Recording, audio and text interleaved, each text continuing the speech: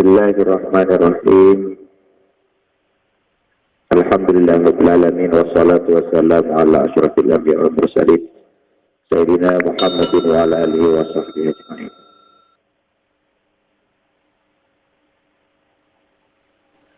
Sahabat-sahabatku semua, alhamdulillah kita jumpa lagi sekarang dalam keadaan sehat walafiat, sehingga kita bisa bertemu lagi di ruang channel yang insyaallah barakah ini. Kali ini saya akan membahas terkait masalah seorang wanita terhadap suaminya. Ketahuilah semuanya bahwa surganya seorang wanita itu sangat mudah sekali. Surganya seorang wanita, terutama wanita yang sudah mempunyai suami, itu sangat mudah sekali. Cuman ya tergantung dari ilmu yang dimiliki wanita tersebut. Ya kalau tidak alim, kalau tidak tahu ilmunya, surga yang begitu mudahnya itu bisa jadi sulit untuk dijangkau, bisa jadi sulit untuk dicapai. Makanya kuncinya harus mengaji. Kuncinya harus ada wirah, harus ada keinginan dalam hati. Kita itu harus mengaji, harus menambah ilmu. Harus menambah ilmu terus. Makanya saya sekarang akan menyampaikan sebuah hadis yang diceritakan di Abi Hurairah radhiyallahu anhu terkait masalah taatnya seorang istri kepada suami.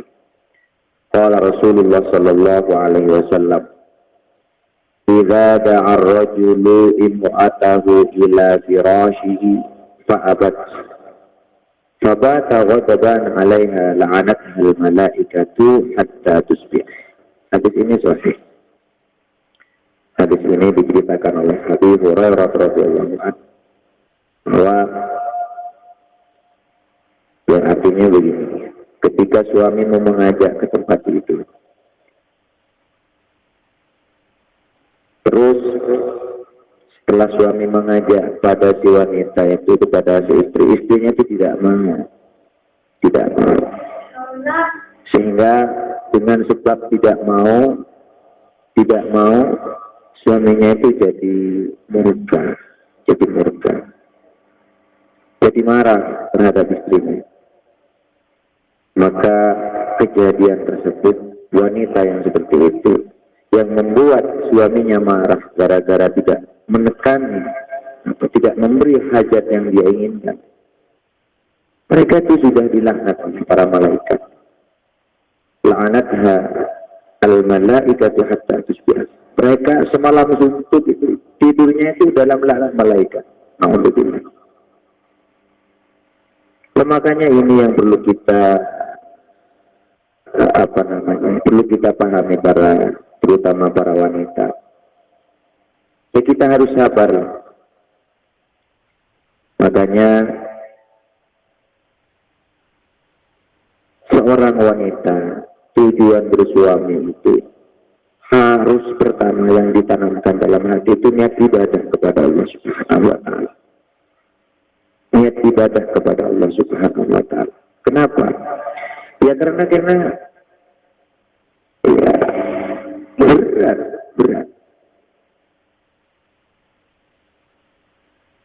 Nah, sudah undang-undangnya seperti itu. Ya memang wanita itu harus taat kepada suami. Terkadang wanita itu capek-capek, seorang istri itu kadang lagi capek tiduran, tahu-tahu suaminya minta. Ya bagaimana lagi, undang-undangnya seperti itu, ya harus dikasih. Minta wah lagi capek mas, itu gak bisa.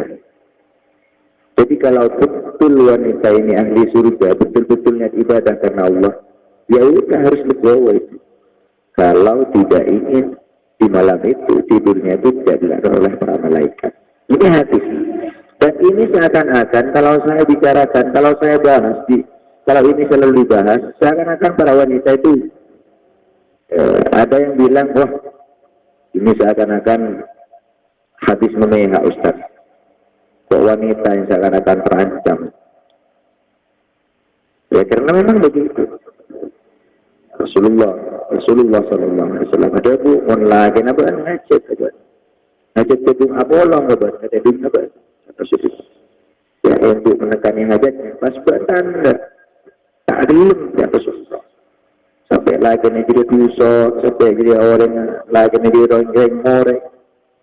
Maka orang ini dia elaknat sama malaikat sampai itulah. Bukan itu hadisnya sahih, ini hadisnya sahih. Pikir-pikir boleh. Ya Allah wa'alam, karena saya bukan seorang wanita. Ijuk deng tak melarat, bukan sesuatu yang sulit.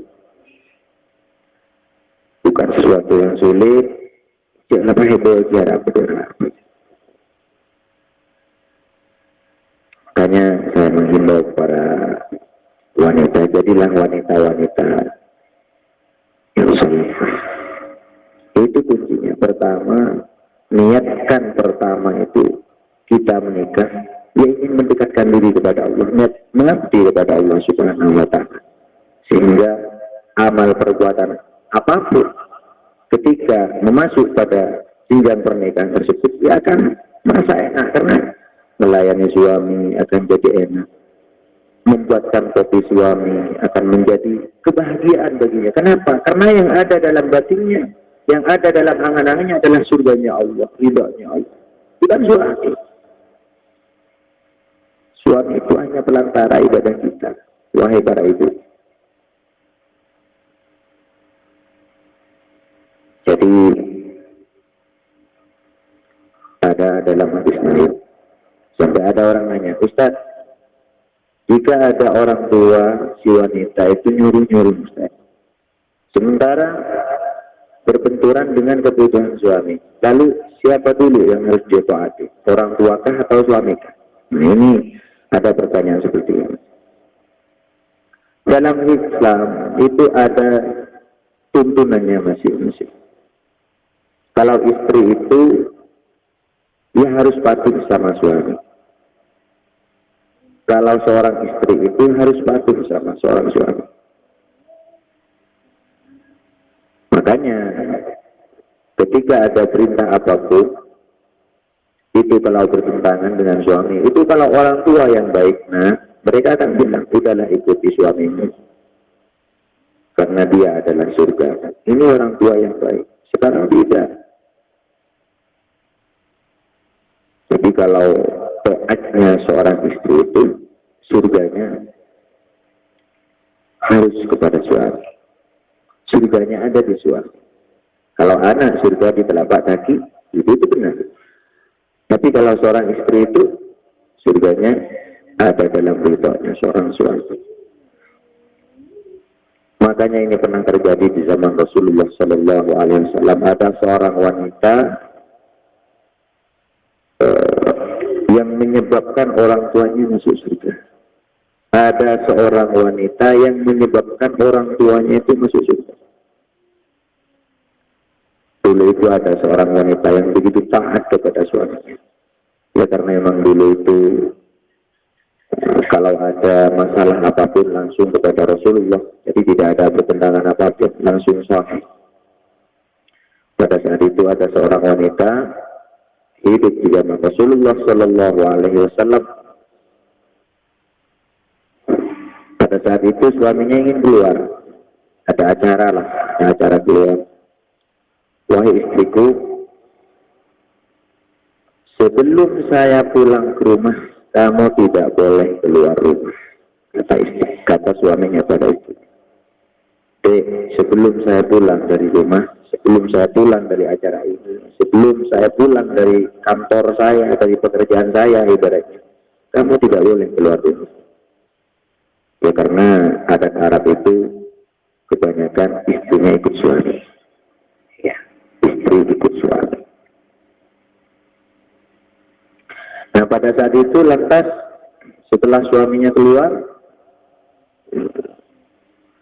ada seorang tamu ternyata utusan dari keluarga istrinya, bahwa dia itu dijemput, katanya bahwa orang tuanya sakit, orang tuanya sakit, orang tuanya si wanita ini sakit. Sementara dia ingin pulang, tidak ada suaminya. Sementara dia ingin pulang, tidak ada suaminya. Terus bagaimana kata wanita tadi? Ya sudahlah, saya minta tolong aturkan salam ini. Kamu tanyakan kepada Nabi, bagaimana status saya ini? Apa boleh saya pulang atau ikuti suami saya? Apakah saya boleh pulang besuk orang tua atau saya itu mengikuti perintah suami saya untuk tetap di rumah? Lantas orang itu nanya kepada Nabi, ya Rasulullah, wanita ini orang tuanya sakit keras, sementara ya saya ngasih kabar ternyata dia mendapat amanah dari seorang suaminya, dari suaminya tidak boleh keluar rumah sebelum suaminya pulang. Lantas Rasulullah bagaimana jawabnya? Ati'i zawjaki, ikuti perintah suami, ikuti perintah suami. Ini dalam konteks ya, ini sudah apa namanya, dalam keadaan orang tuanya sakit keras, tapi Nabi masih ngendikan, masih menjawab beliau, ati'i zawjaki, ikuti perintah suami. Berarti dia tidak boleh keluar, tidak boleh keluar rumah, karena Nabi suaminya tadi sudah bilang, kalau saya belum pulang, kamu tidak boleh keluar. Nah, saudaraku semua, singkat cerita, orang tua si wanita ini meninggal. Setelah meninggal, disuruh lagi, dijemput lagi, orang tuamu meninggal. Lantas, wanita yang soleha ini tanyakan saja lagi kepada Rasulullah, apakah saya boleh pulang? Orang tua saya meninggal. Rasulullah menjawab, ati'i zawjaki, tetap taat, ikuti perintah suami. Lantas apa yang terjadi saudaraku? Ternyata Rasulullah Shallallahu Alaihi Wasallam pada saat itu ada malaikat Jibril turun memberitahu kepada Rasulullah, ya Rasulullah, berilah kabar gembira kepada wanita tersebut bahwa orang tuanya yang meninggal tadi itu dijadikan ahli surga oleh Allah dengan sebab taatnya anak perempuan itu kepada suaminya. Karena sebab taatnya anak perempuan itu terhadap suaminya. Nah sekarang sudah banyak tidak tahu cerita-cerita seperti ini. Jadi terkadang dalam sebuah keluarga itu jadi rancu. Banyak orang berbeda bukan sakinah mawaddah yang didapatkan, malah kadang tidak akur dengan saudaranya. Ya kenapa? Ya karena konteks-konteks Islam sudah banyak tidak mereka ketahui.